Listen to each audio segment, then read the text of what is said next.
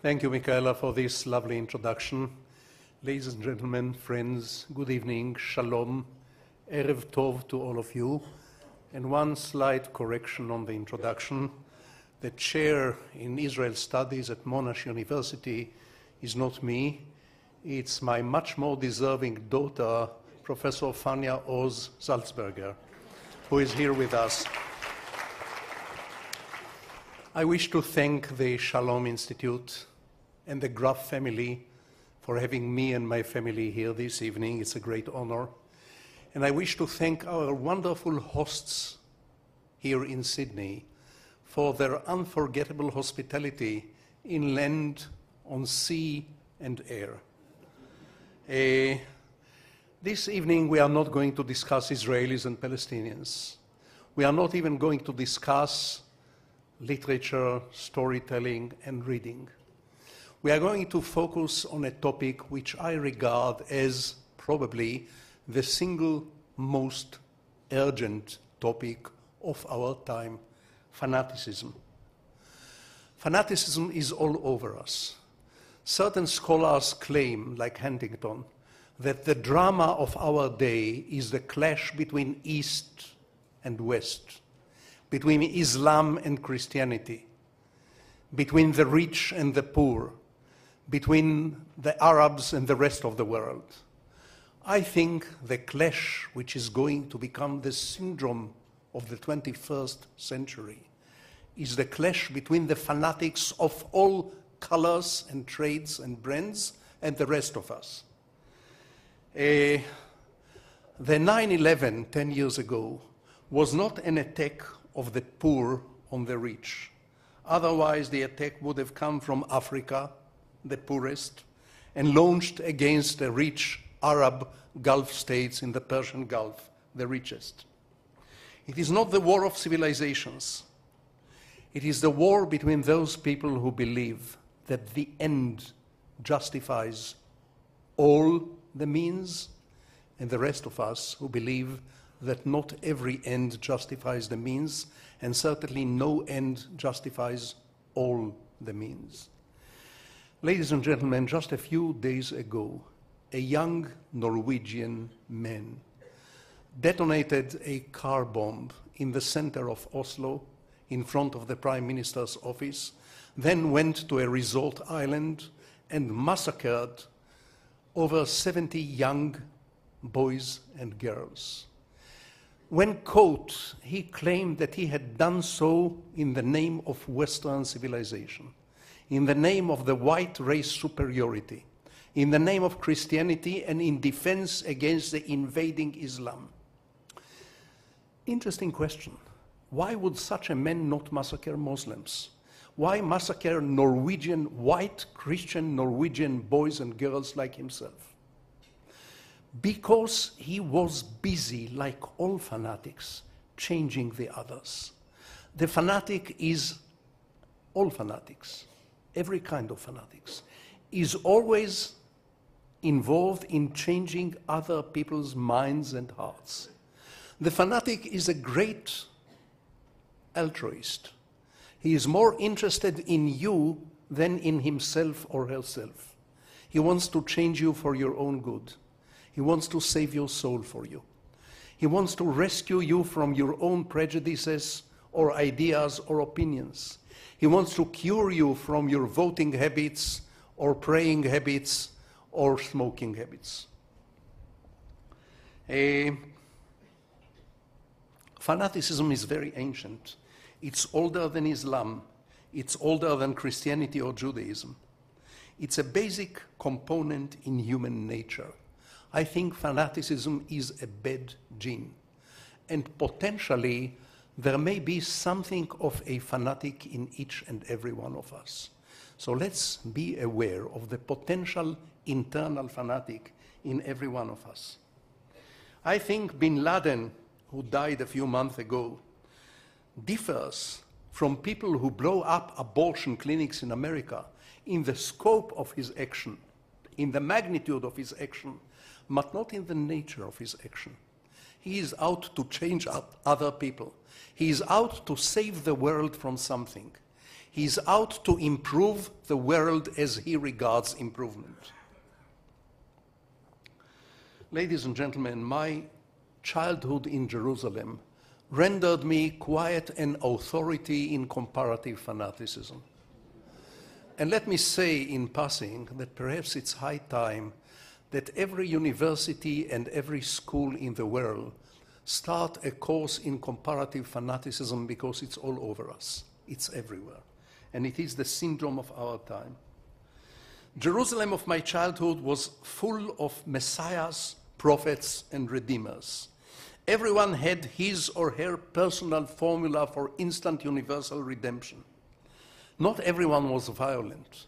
Not everyone was a terrorist. Not everyone, of course, was aggressive. But to get crucified, or both.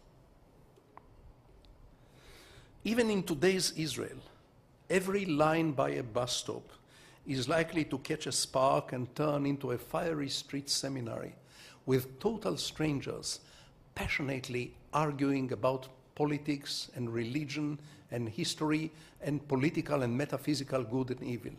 With the participants of such a street seminary, while differing on political and metaphysical good and evil, are nonetheless elbowing their way to the top of the line. This is not necessarily fanaticism. Not every person with a strong opinion is a fanatic. Not every self-appointed redeemer is a fanatic. The fanatics are the violent ones, the ones who want to change you by force, the ones who will force you to change. They love you. They love you dearly. They love you more than they love themselves. The fanatic has no private life. He or she is 100% public. No private life. The fanatic gives no value to his or her life. He is eager to sacrifice his life for the sake of a cause, whatever cause, because he doesn't think much of his life. His life is empty. No family, no relationship, no warmth, no human touch to his life. 100% public.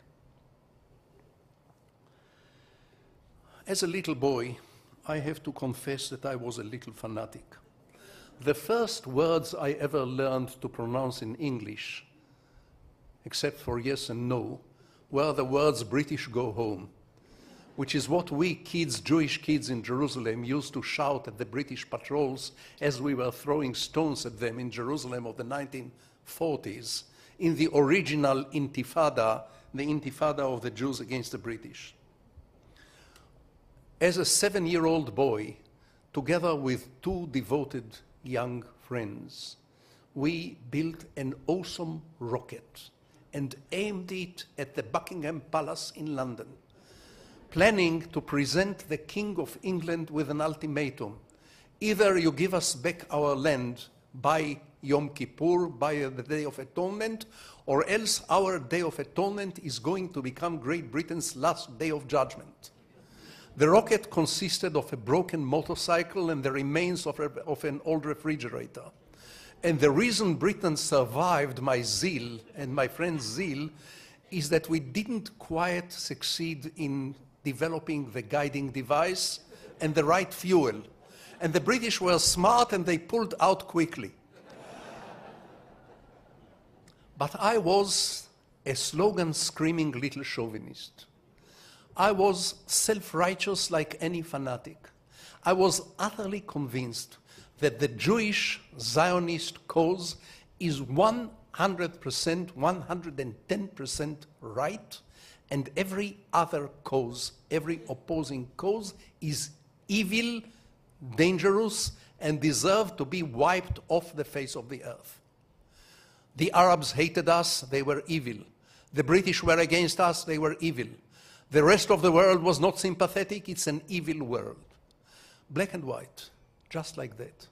What actually cured me from this fanaticism was a very strange early friendship with a British police constable, a short, fat man, short of breath, asthmatic, whom I befriended as a 7-year-old boy in Jerusalem, and whom I taught some lessons in Hebrew. He actually had some background in biblical Hebrew. I gave him some lessons in modern Hebrew. He taught me some English, and after our secret, hushed meetings in a small cafe in Jerusalem, in the back room of a small cafe in Jerusalem, it was no longer possible for me to hate everybody else. It became impossible to hate without exceptions. And once you start making exceptions, then your fanaticism might be reduced. When I speak about fanatics, I don't necessarily mean the obvious fanatics, those whom you see on your television screens shaking their fists in the air against the television cameras and screaming slogans in languages we cannot understand. In its more domestic forms, fanaticism is present everywhere, around us, and as I said, possibly also inside us. We all know the vegetarians who will eat you alive for eating meat.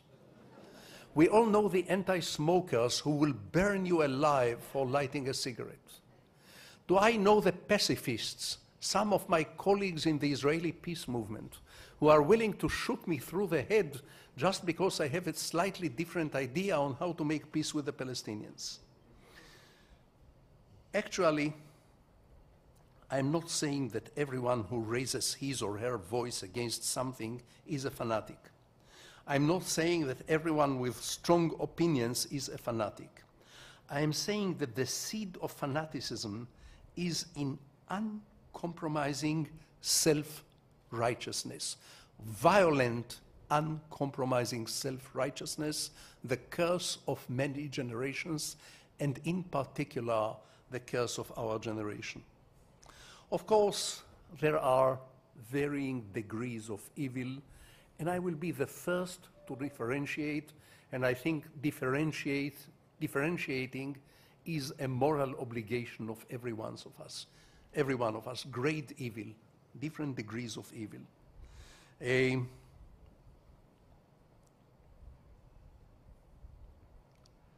militant environmentalist cause less harm than a terrorist and an ethnic cleanser, although both of them may be fanatical.